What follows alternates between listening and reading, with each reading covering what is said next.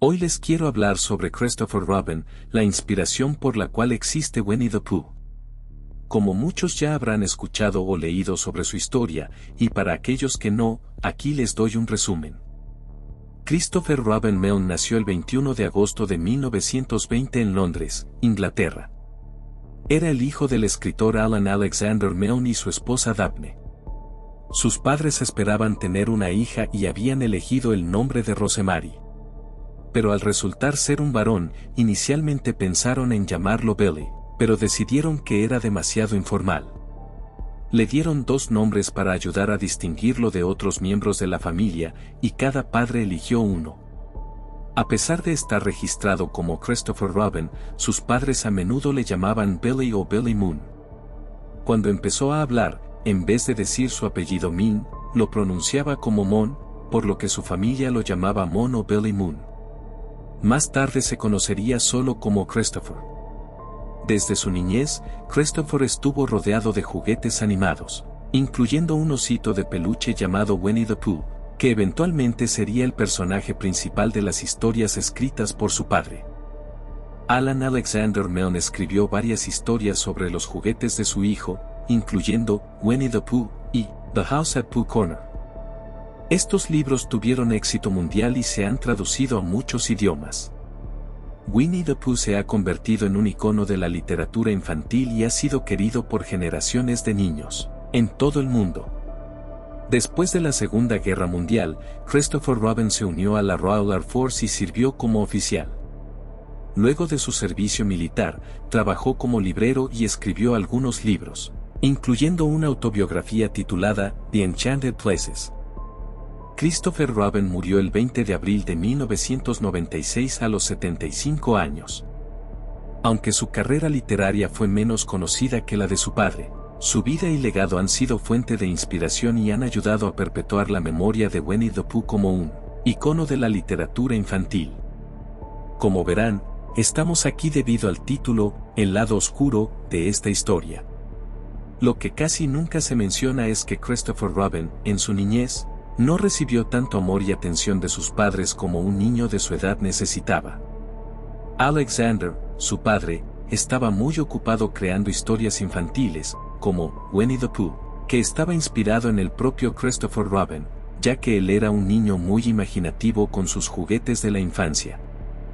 Mientras sus padres estaban muy ocupados, Christopher pasaba la mayoría del tiempo solito, jugando bajo los árboles con Winnie, Tiger, Igor y Piglet, bajo el cuidado de una niñera. Solo veía a sus padres en breves periodos después del desayuno, por la mañana, durante la hora del té, a las 17, y por la noche, justo antes de dormir. A medida que creció, pudo pasar más tiempo con ellos, pero ambos padres pasaban poco tiempo juntos, por lo que Min tenía que dividir su tiempo entre su madre y su padre. También había las ropas de niña que usaba el joven Christopher, y que aparecen de manera destacada y con bastante frecuencia en los libros de Pooh. Si Alan tenía el sentido de luchar contra la apariencia equivocada de niño, de parecer una niña cuando en realidad no lo era, su hijo luchó menos contra una apariencia similar. A medida que Robin crecía, siempre fue muy inteligente. De su madre, Min adquirió habilidad para trabajar con las manos. Tenía una caja de herramientas, que usaba para desmontar y remontar la cerradura de su habitación cuando tenía 7 años. En 1929, a los 8 años, Robin comenzó a asistir a la escuela independiente Gibbs de Londres. Sus compañeros lo molestaban recitándole pasajes de los libros, especialmente del poema Vespers. When we were very young, esa chach, ¿quién se atreve a susurrar? Christopher Robin está rezando. Luego, cambió a la escuela independiente Stowe en Buckinghamshire, donde aprendió boxeo como una forma de defenderse de las burlas de sus compañeros de clase. A los 10 años, aprendió a modificar un reloj de péndulo y alteró el mecanismo de un arma de juguete para que disparara balas reales. Mientras estaba en el extranjero, aumentó su resentimiento contra lo que veía como una explotación de su infancia por parte de su padre, y llegó a odiar los libros que lo habían hecho famoso. Al finalizar la guerra, regresó a Cambridge para completar sus estudios y se graduó en inglés con honores de tercera clase.